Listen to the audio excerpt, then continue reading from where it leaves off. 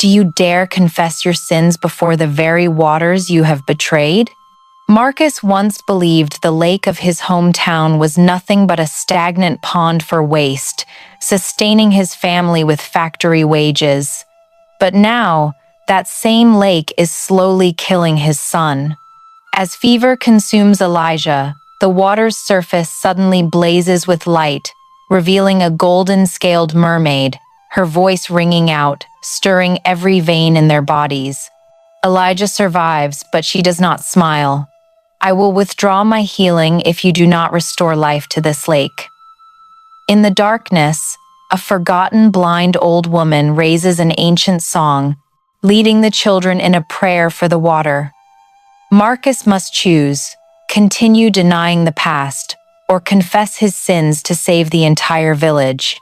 Once upon a time, in an African-American community of old, where fields of corn and cotton stretched to the horizon, there was a wide, still lake, like a mirror, revered by the elders as the lifeblood and soul of the village.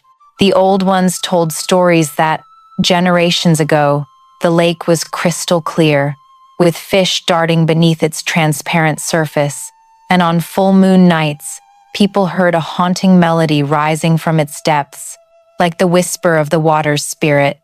But those were now faded memories. For over the years, the wave of industry crashed in, factories rose along the shore, spewing smoke and ash into gray clouds. Barrels of chemicals silently poured into the lake, turning its waters murky, cloaked in an oily sheen that shimmered in the afternoon sunday. Amid this change stood Marcus, a tall man, broad-shouldered, with dark eyes once filled with kindness but now heavy with regret. He had worked in the very factory that polluted the lake. In his youth, Marcus chose that job to feed his family, to secure wages for food and debts. He knew the water grew foul with a rancid stench, but he turned away, believing the lake's fate had nothing to do with him. Years later, the cost came not from out there but flooded into his small wooden house. Elijah, his young son, fell ill. At first, it was just dry coughs, then prolonged fevers, his body pale, lips cracked and dry. Marcus took him to the village healer, but every remedy failed. Whispers spread that the boy drank from the cursed lake. Those words cut Marcus like a knife, for he knew the cause better than anyone. It was a stifling day, the sun scorching the parched fields. Marcus carried Elijah to the lake's edge, hoping the breeze off the water might ease the fever. The boy was light as a bird, his breath faint as a thread about to snap. Sweat rolled down his forehead, mixing with tears, while Marcus held him tightly, helplessness gripping his heart. He whispered prayers long forgotten, pleading for a miracle, however small. The lake before him lay still, reflecting only faint golden glints from the rising moon. Suddenly, a ripple spread, then more, circles widening as if the lake answered his desperate plea. Marcus froze, eyes wide. The murky water glowed from within, as if thousands of fish scales shimmered in motion. From the depths, a figure emerged, long black hair floating, eyes unnaturally bright, her body covered in radiant golden scales, glowing like 1,000 torches in the night. The mermaid rose, her lower half shimmering, her tail gently stirring the water into dazzling sparks. Marcus stopped breathing, his legs trembling. He had heard the elders' tales of the mermaid who guarded the water's soul, but he never believed. Now, the legend stood before him. She did not speak at first, only gazed at Elijah, her eyes piercing through every vein in the boy's body. Then she sang a sound not of this world, rising and falling like waves, resonating like wind through bamboo. Her song enveloped the air. The water around Marcus surged with streaks of light, wrapping Elijah's form like golden silk. The boy stirred, his lips parting to draw a deep breath, his chest rising steadily. Color returned to his cheeks, the convulsions ceased. Marcus fell to his knees, tears streaming, his heart overflowing with gratitude. His son was saved. But the mermaid did not smile. As her song faded, her eyes locked onto Marcus, her gaze stern and cold as a blade cutting to the bone. Her voice rang out, echoing from the water's depths. "The life I've given is but a fragile thread. You have let this lake be defiled, betraying the covenant your ancestors made with the water.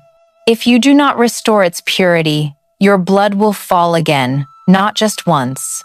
Marcus shuddered, clutching Elijah, a wave of fear and shame rising within. Memories of his factory days flooded back, barrels of chemicals dumped, the acrid stench rising from the lake, the worried glances of the village elders he ignored. He had contributed to the sin, and now nature forced him to face it. The mermaid turned, her tail sweeping a circle, sending golden light across the water before she sank.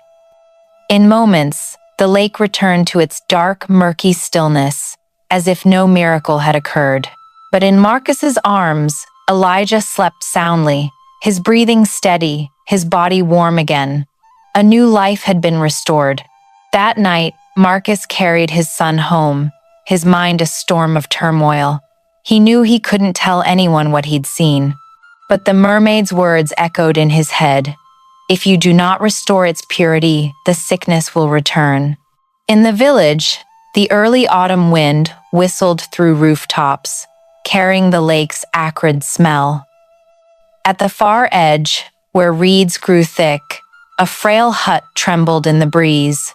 Inside, blind old Abeni sat silently, her clouded eyes turned toward the lake, her lips softly chanting an ancient song no one listened to anymore.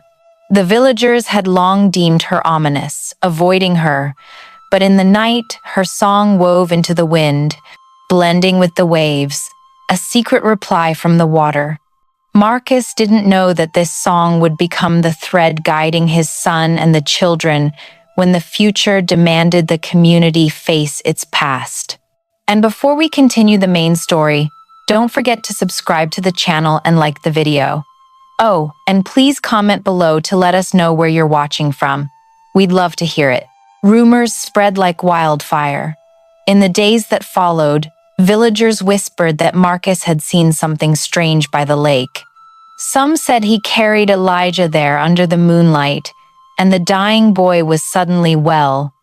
Others swore golden light blazed from the water, a torch in the darkness. But it was all hearsay. No one dared confirm what was true. At the small tavern, where men gathered after fieldwork, talk buzzed. A white-bearded farmer nodded sagely, saying in a gravelly voice that the lake once housed a divine lady. A younger man scoffed, claiming Marcus made it up to hide some medical cure. Still, one thing no one denied. Elijah, the boy thought lost, now ran and played in the yard, his cheeks rosy, his eyes bright. For Marcus, this was both joy and burden. Seeing his son laugh tore him in two. One part swelled with happiness at life restored, the other trembled with dread. The mermaid warned that the healing was temporary, and if he didn't purify the lake, all would collapse again.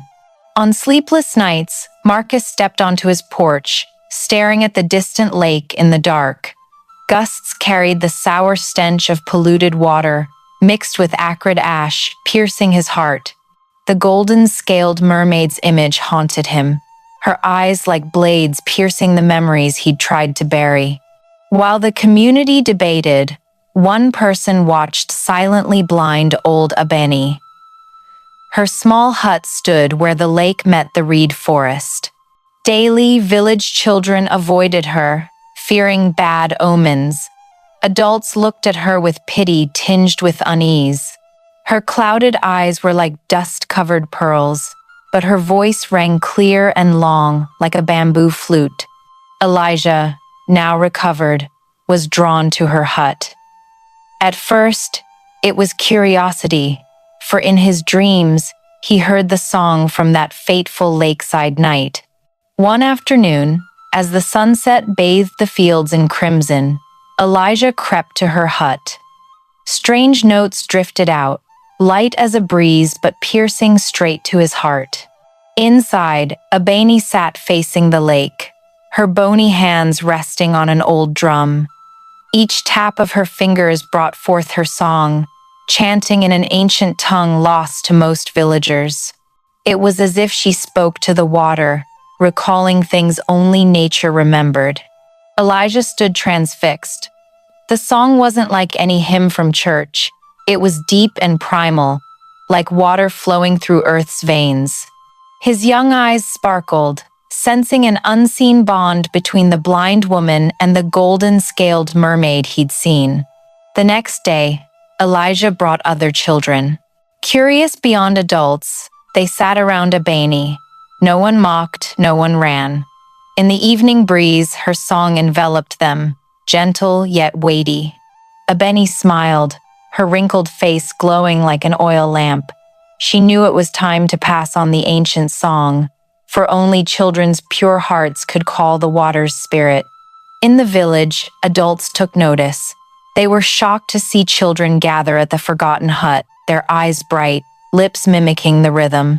Some women whispered that the kids learned something from the mad blind woman. A few men shook their heads, calling it nonsense. But deep in their eyes, a flicker of unease stirred, as if the song awakened something long buried. Marcus was different. He saw Elijah return each evening, eyes blazing like fire. His son hummed strange melodies, even at dinner. Marcus listened, his heart pounding, for those notes were the same as the mermaid's song the night she saved his son. He stepped outside, gazing at the lake, torn by conflict. He understood the mermaid didn't just want to save one child. She demanded he confront the community, their shared sin of ignoring the pollution. But did he have the courage to confess the past, to spark a movement many would resist? In the night, the wind from the lake carried Abeni's faint song and the children's voices. The melody was a call from the past, an urge for the future. Marcus clutched his head, feeling two invisible hands pulling him, one toward safe silence, the other toward heavy responsibility. And in that stillness, a golden glint flashed on the lake, not moonlight but fish scales shimmering below. Marcus held his breath, knowing the mermaid watched, awaiting his and the community's answer. The next full moon night, the village lay under a misty haze. The lake, dark as a giant mirror, reflected a starry sky. Adults shut their doors, pretending to forget the rumors, but the children, with curious hearts and innocent faith, quietly gathered at the hut by the lake. Elijah led them, his face glowing like an oil lamp. Behind him, Abeni's voice trembled but held firm, guiding with an ancient song. The sound wove with croaking frogs and rustling wind, forming a strange symphony. The children sat in a circle around her, hands clasped, eyes closed, singing. In their clumsy innocence, there was something raw and pure, like a small stream threading through rock, touching the lake's heart. And the lake responded. Its surface shimmered, no longer just black and filthy but laced with golden streaks.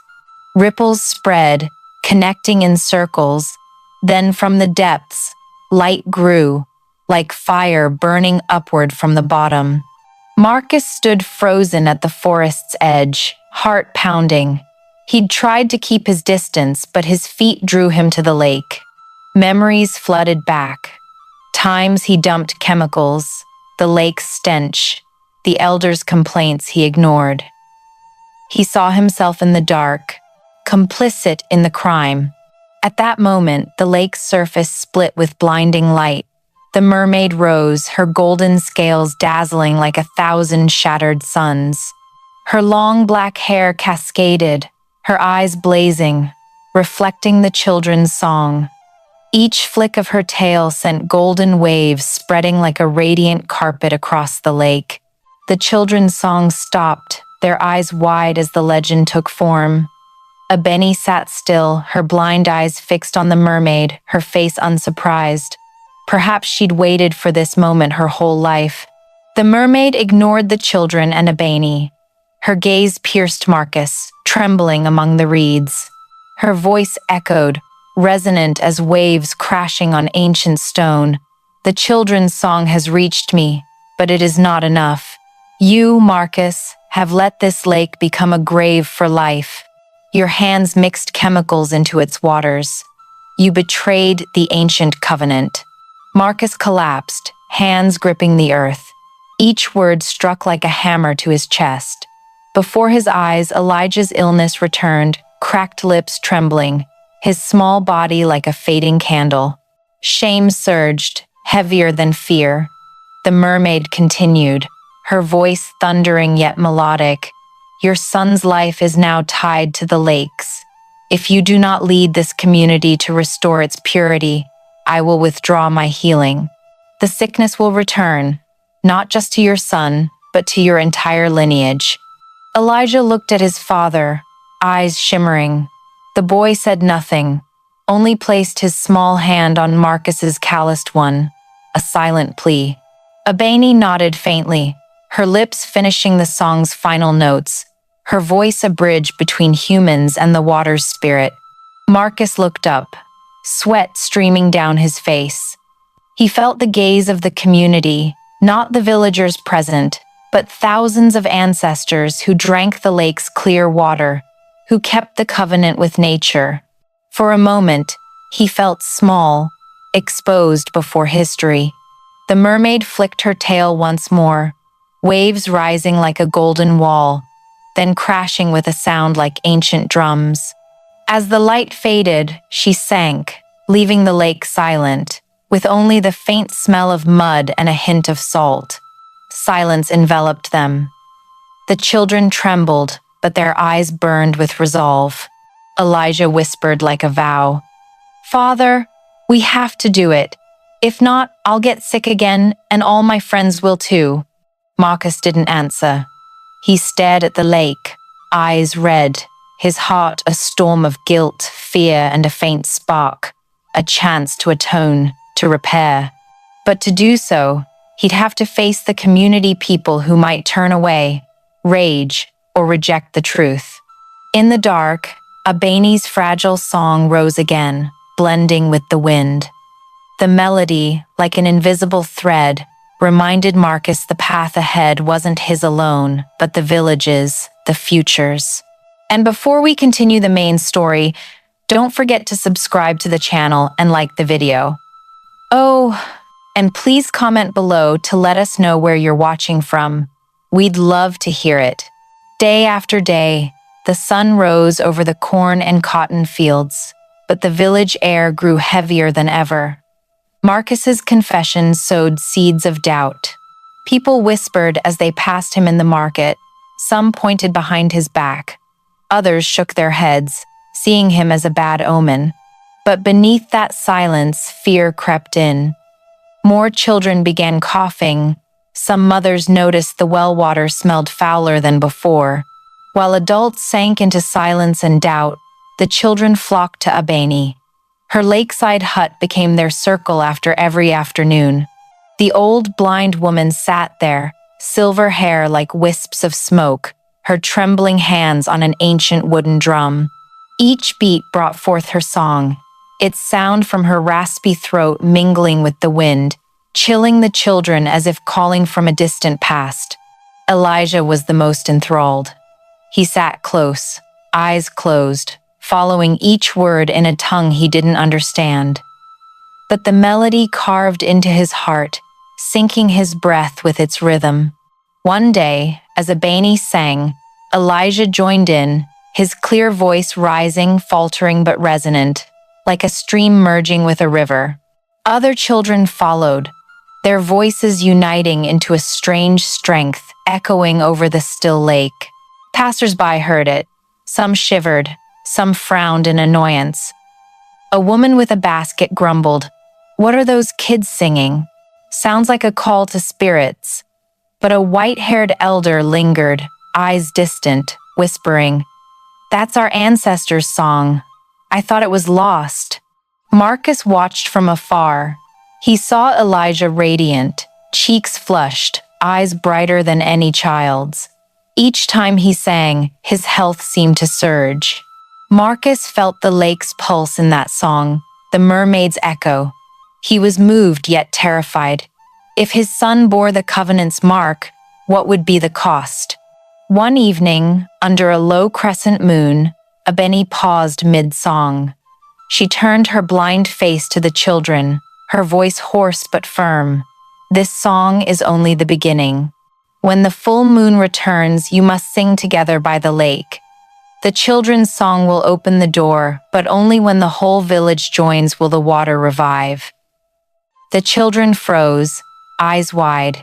Elijah gripped his friend's hands, nodding like he'd sworn an oath. Word of Abeni's charge spread. Adults scoffed.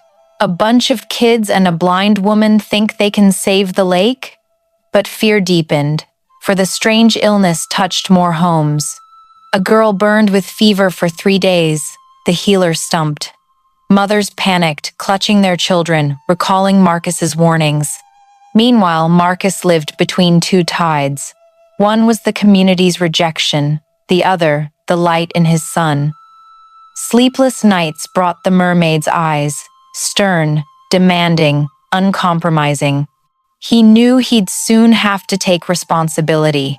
But how to make the village admit fault and act? The early autumn wind blew stronger, carrying the lake's stench across the fields. The children sang on, defying scolds. In each young voice, a seed took root. Elders on porches, eavesdropping, wept silently or covered their faces. They remembered the clear lake, the old festivals when the community danced by its shore. Now, those were mere memories. Marcus, watching his son sing under the moonlight, realized this wasn't just his fight, but a forgotten community's. To save the future, he had to turn the children's song into the village's voice. That night, as Abeni's song stopped and the wind stilled, Marcus joined the children's circle. He placed a hand on his son's shoulder, then looked to the dark lake. His heart beat like a war drum. He knew the moment of decision was near. The sun stood high over the parched fields, its heat like needles on skin. Marcus sat alone under an old oak by his wooden house, eyes fixed on the distant lake. Days had passed, filled with the children's song echoing through the village, the adults' mocking whispers, the coughs from homes near the well. The sounds wove a chaotic symphony in his mind. Elijah played in the yard, his curly hair wild under the sun, his face so radiant it was hard to believe he'd once been near death. But Marcus couldn't fully rejoice.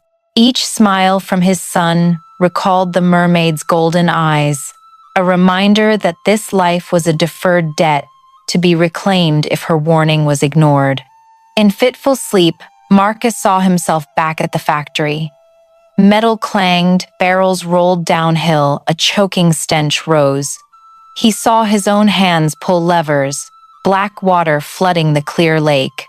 Each dream woke him, sweat-soaked, heart racing. The past clung like a shadow. One afternoon, as dusk painted the fields bronze, Elijah sat by his father. His voice was soft but firm. "Father, I heard Abeni. If you don't tell everyone, I will. The lake must be saved, or we'll all get sick." Marcus froze. In his son's eyes, he saw a fire he'd lost. He wanted to hug him, to promise, but his throat tightened. Night fell, the village dark, only oil lamps flickering in windows. Marcus walked alone to the lake. The water was black and thick, reflecting a distorted moon. He knelt, hands touching the cold surface, chilling to the bone. A breeze stirred the reeds, whispering like spirits. Then, a golden glint rose from the depths, spreading like silk. The mermaid appeared, her golden scales blazing like 1,000 lamps. Her eyes shone, her face stern as primal stone. Her voice echoed, cold and majestic. You still hesitate. But the water cannot wait. Each day, sickness seeps into homes. Choose, stay silent and let your son die again, or stand and face the community. Marcus trembled, head bowed, but she didn't relent. The water around him churned, white foam boiling, as if the lake raged. Her voice thundered. Life comes not from one, but from the community. Bring them here, show them their sin and their chance to atone, or I will withdraw my healing. With that, she flicked her tail, waves rising high, golden light bursting like a meteor shower. Then she vanished, leaving Marcus crumpled on the shore, his heart heavy as stone. He returned to the village, eyes red, steps heavy. Abeni's song echoed in his mind, his son's promise resounded, and the mermaid's cold warning stabbed deep. He knew the choice was no longer distant. Either he stood, or the community sank into sickness's shadow. That night, Elijah sang softly in his sleep, his voice clear as a water drop. Marcus listened, each note a hammer to his chest. For the first time, he whispered with his son, "You're right. It's time I face it." That morning, the sun dimmed under thick gray clouds. The village seemed draped in gloom. On the wooden church's steps, empty benches stood, only a few chickens pecking at scattered grain. Marcus sat alone, hands clenched, calluses ready to split. He'd decided, no more running. His son sang in his sleep, the mermaid warned. The truth must be laid bare. Villagers gathered slowly, first curious eyes, then a crowd. They came not to listen, but because rumors said Marcus would confess something big. Mothers held children, elders leaned on canes, young men stood arms crossed at the back. The air was thick, silent enough to hear late-season cicadas. Marcus rose, his voice hoarse from sleepless nights, each word heavy as stone. He spoke of his factory days, the first time he released chemicals into the clear lake. He confessed his fear, his complicity in silence, his foolish belief that wages could sustain a family despite the water's slow death. Each story peeled away like skin, exposing raw, bloody guilt. The crowd stirred, then fell silent. Some looked down, for they too had worked at the factory, turned away for wages. Others glared at Marcus, seeing a traitor who shamed the community before their ancestors. But among them, small sparks. An old woman wept. A man muttered about fishing in the clear lake as a boy, seeing its bottom. Marcus knelt, knees sinking into hard earth. He offered no excuses. He said the mermaid warned that the children's lives were tied to the lakes. He begged the community to stop turning away, to clean it, to restore its purity. His voice shook but carried beyond the wind, piercing every heart. Suddenly, a small sound rose from the crowd, Elijah's clear song. The boy stood there, hair tousled, eyes bright, singing Abeni's ancient tune. Its young notes cut through the heavy air like fire in the dark. Other children joined, their voices a stream. The churchyard echoed with song, seeping into every corner, shaking the weathered wooden walls. Adults froze. Some covered their ears, some wept. Some stared at their hands as if seeing stains. Abeni, blind and still by a tree, mouthed the song, her wrinkled face serene after years of waiting. The song seemed to ignite buried memories. A man recalled rainy season festivals, dancing by the lake. A young woman remembered bathing in its cool water as a child, skin fresh with moss. Those memories shattered doubt. They looked at each other, eyes bright, trembling with emotion. Marcus looked up, seeing tears on faces that once turned from him. He didn't know if they'd forgive or unite, but the children's song touched their deepest hearts. His son, the new generation, had sown change's seed. The sun set, but the sky wasn't fully dark. A faint glow covered the ground, like a reflection from the distant lake. People whispered, sensing something awaited. The song didn't stop, planting hope in their hearts. Marcus stood, brushing dirt from his knees. He knew the true journey was just beginning. The lake's forgiveness, the mermaid's salvation, lay far ahead, but the door had cracked open. And he, his son, and the community would have to step through, no matter the darkness awaiting. All right, dear audience, if you're watching and find this story compelling, comment the number 1 or "I'm still here to keep listening." The full moon night bathed the village in silver light, everything cloaked in a sacred sheen. Wooden houses cast long shadows on the dusty path to the lake, now sparkling under moonlight like sprinkled salt. The wind carried the reedy scent of mud and the familiar stench of poisoned water. But tonight, people didn't hide indoors. They quietly left their homes, bringing children, holding torches, following the guiding song. Marcus led the way, shoulders trembling under an unseen weight, both guilt and hope. Elijah walked beside him, small but resolute, his voice clear, singing Abeni's tune, each note sharp in the night. Other children joined, their voices wavering but forming a pure chorus. It was no longer child's play but an invisible thread pulling the community to the lake.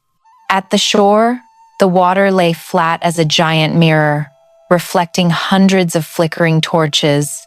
The wind made flames dance like wavering spirits. Abeni sat on her familiar rock, blind eyes fixed on the lake. She raised frail hands, setting the rhythm for the ancient song, her hoarse voice carrying far, as if lifted by wind and water. The children joined instantly, then adults, hesitantly at first, but their voices rose, shaking the air. The lake responded. Bright ripples spread, water trembling like a heartbeat. From the depths, golden light glowed, growing radiant. Foam burst, shooting up like star showers, falling on the singer's skin, chilling them. The song merged with the waves, a mystical symphony. Marcus closed his eyes, letting the song pour through his parched throat. In that moment, he saw himself as a boy, diving in clear water, his father casting nets, his mother carrying cool water for cooking. Then memories shattered into barrels of chemicals, dead fish floating, the lake turning black. He wept but kept singing. Suddenly, the lake split with a massive light. The mermaid rose, golden scales blazing across the earth. Her black hair flowed like night, her eyes burned like fire, sweeping over the community. No sound rose, only the song echoing against her divine presence. She raised a slender arm, water surging into a column around Abeni and the children. In the shimmering light, her voice boomed like deep sea drums. You have remembered the covenant, but song is only the start. You must restore the lake's life. Bury the ash in dry land, plant trees on barren shores, stop the destruction, or I will withdraw my grace and darkness will swallow you. The song stopped, only echoes lingering. The people stood silent, eyes mixing fear and awe. Marcus knelt, head touching earth, tears mixing with dust. Others followed, the community bowing before the water's power. In that moment, the lake blazed. Golden light bathed every head, every face. Old wounds on some children's skin eased, coughs faded. A mother sobbed as her fevered son sat up, breathing deeply, reborn. But the mermaid didn't smile. Her eyes remained stern, a reminder this was temporary. Her light dimmed, and she sank, leaving the lake dark under moonlight. Only a faint golden echo lingered in their hearts. Torches flickered, illuminating trembling faces. They knew the ritual wasn't over. The song had opened a path, but to keep life, they had to change at the root, to face their mistakes. Marcus looked at his son beside Ebony, his voice still ringing though hoarse. Under the moonlight, the boy was a small but steadfast light, guiding the community. In Marcus's heart, for the first time in years, hope flared, fragile but radiant as golden scales under deep water. The days after the full moon, the village lived in an air both heavy and hopeful.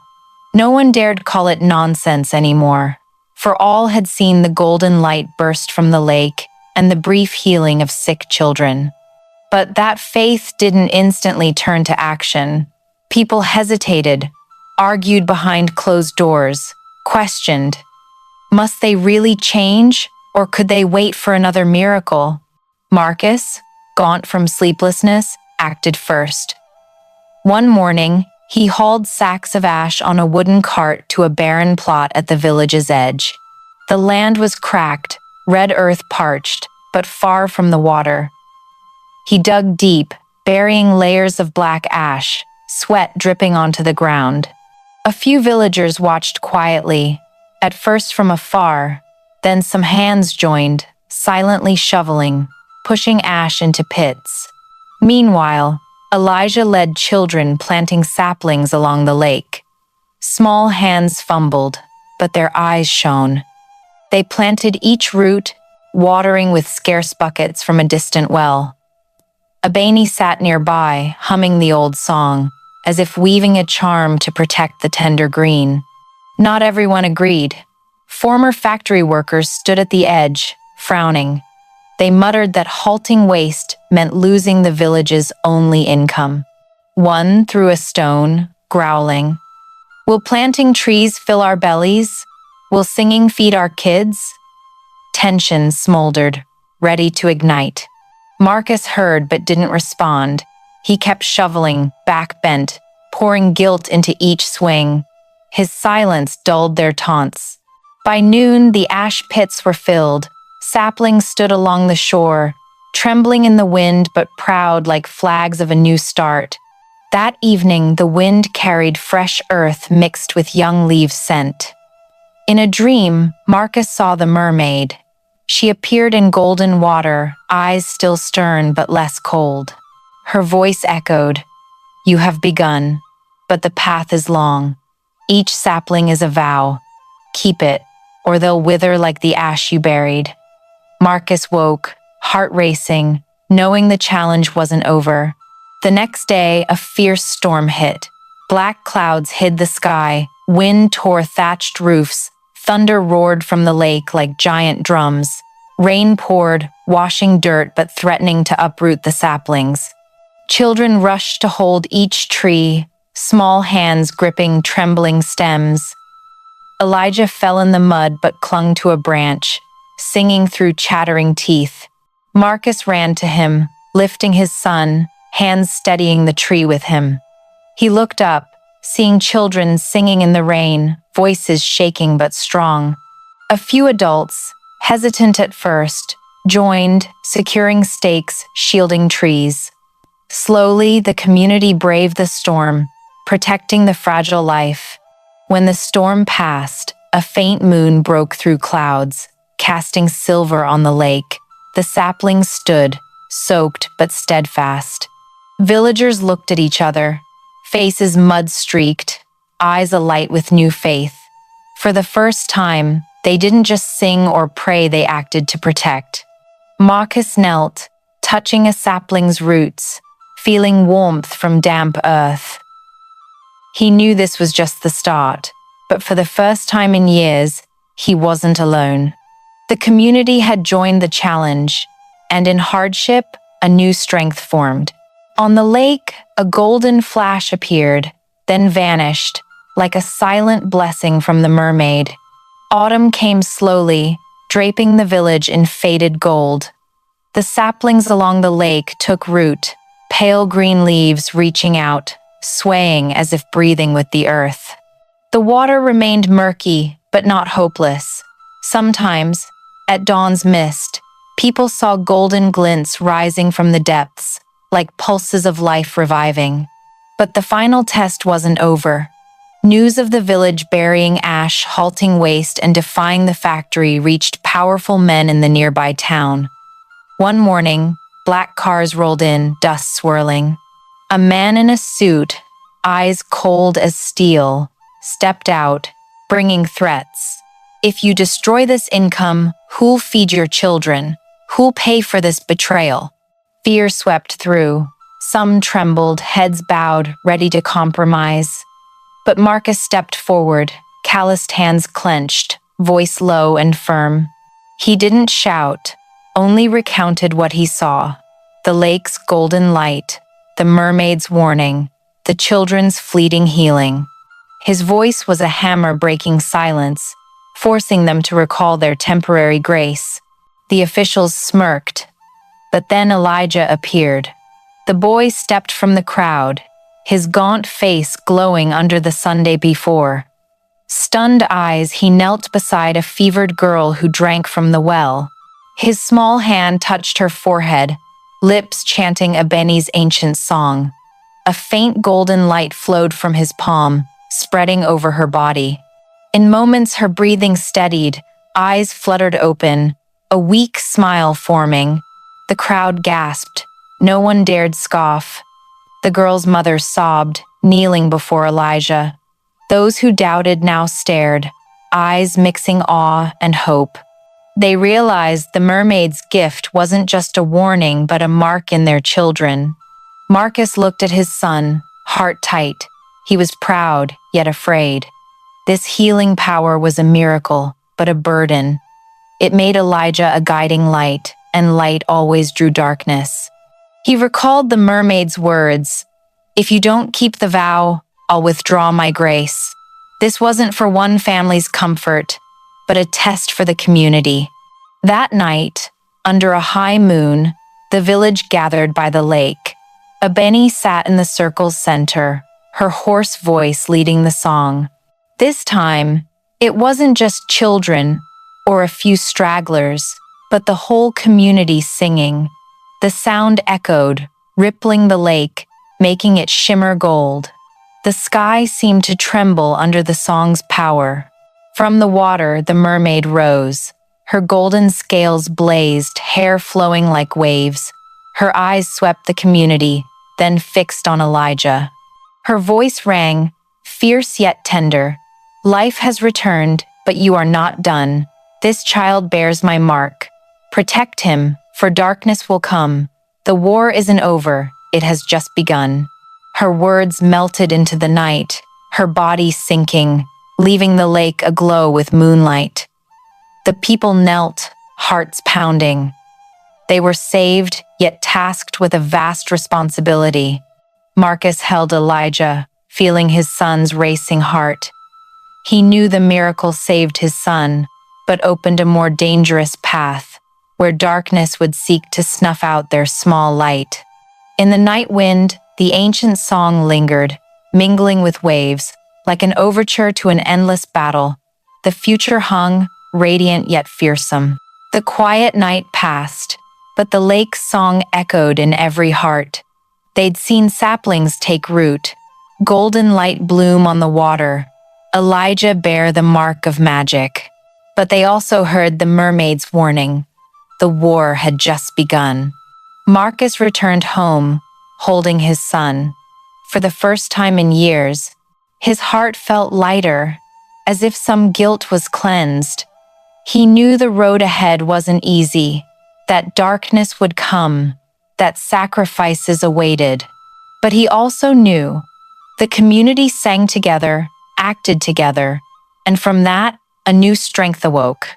In the dark, the saplings rustled like ancestors' whispers. The lake, though not yet clear, reflected moonlight like a promise. And in that space, Elijah the boy, once sick, now a beacon of hope, slept soundly, his breath steady, small hands clenched as if holding the future. The story isn't over. It's opened a wider door, where magic and danger walk hand in hand, where a community must learn to protect its lifeblood and the child with healing power. Will they stand strong against new storms? Dear audience, If you believe today's actions can save tomorrow's future, share this story with friends and loved ones, especially African Americans listening. Comment below to tell us what you think, and if you'd follow the next chapter, where Elijah and his community face an even greater challenge. Don't forget to subscribe, because our journey has just begun.